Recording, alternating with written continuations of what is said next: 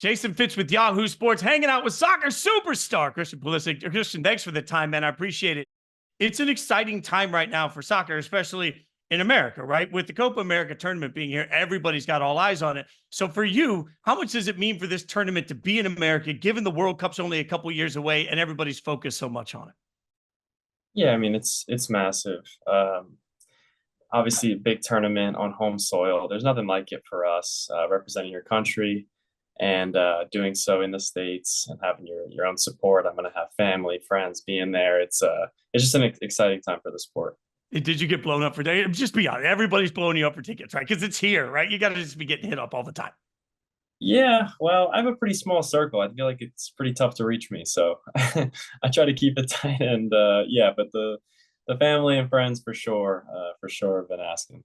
That's a smart strategy by you. Is there a different pressure because it's on home turf to prove that this team can hang with the giants like Argentina and Brazil?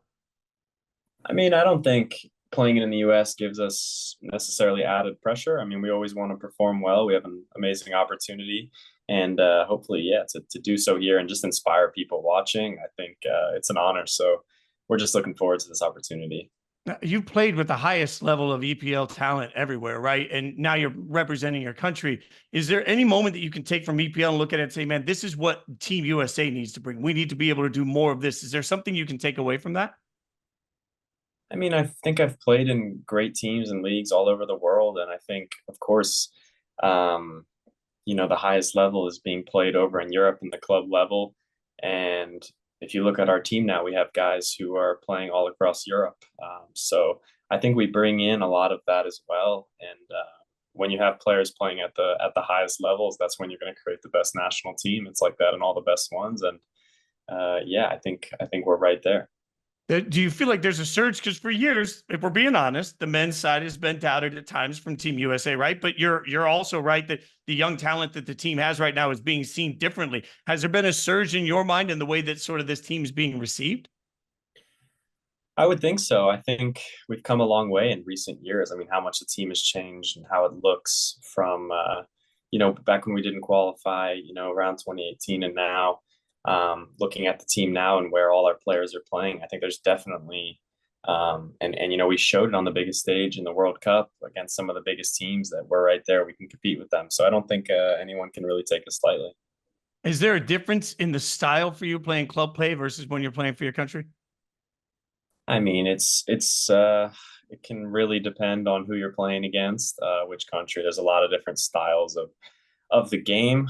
There's a lot of things that you can take with you. Of course, that's where we are most of the year, and that's where we continue to improve and get better. And you try to take those things and apply it here. And yeah, sometimes in games you just never know what you're going to get. Anytime you bring a national team together, you have to get sort of an energy. So give us the real, like, what's the vibes been like behind the scenes for this team going into Copa America? I mean, the vibes are great within this team. I think we have a pretty well connected team. Guys have known each other for quite some time. Quite a young team for the most part. I think, yeah, the guys get on well, and we love, just getting on that field together and yeah, showing what we can do. So I think we're definitely not concerned about, the vibes in this team.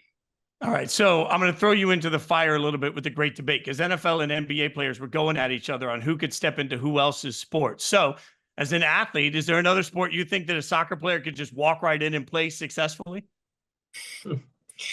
I mean, at the highest level, no. But I will say I think soccer players in general are typically some of the best at all the other sports, just in general as athletes. If you took one of those guys and try to tell them to get 10 juggles, I think a lot of them might struggle with their feet. So yeah, I don't think that I could go in and play another sport at a high level, but I can definitely get by just in messing around.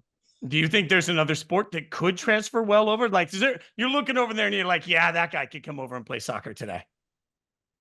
No, I mean, playing with your feet is a completely different game. I don't think. I mean, what other sports really do you do that? It's so different. Of course, there's even a lot of kickers and stuff, for example, in the NFL who have played soccer growing up. So in that case, Yes, but if they haven't played the sport before, there's no chance. No. By the way, the whole feet thing really underrated here because I'm just being like, look, I got these plaques behind me. I spent years like in music, right, touring everywhere, and I can play a million different instruments with my hands. You can never put me behind the drums. It's not I don't have rhythm. They got to use their feet. Like I can get my hands and my feet to do this. I feel this all the way to my core. All right, so we're gonna do a little rapid fire here on some of your teammates. Nothing hard. We're not going to make you call any teammate out in a bad way, but we're going to have some fun. Your best friend on the team for the U.S. men's national team right now, your best friend, your go-to guy is? Tyler Adams. All right. Most likely to make you laugh? Right now, probably Chris Richards. Who's most likely to start a fashion label? Tim Weah. Are guys a bunch of fashion guys on that? You got to think about that one for a second. You got a bunch of fashionable guys? That one was pretty clear, actually. I just need to make sure. All right. Most likely to pick up the tab at a team dinner, which, by the way, would be pricey. Probably me. Is that just because you want to take care of everybody? I feel like I just get bullied into it. Who's the most competitive person in like rec games, ping pong, all the stuff you guys are doing like behind the scenes? Weston's very competitive, definitely. Weston.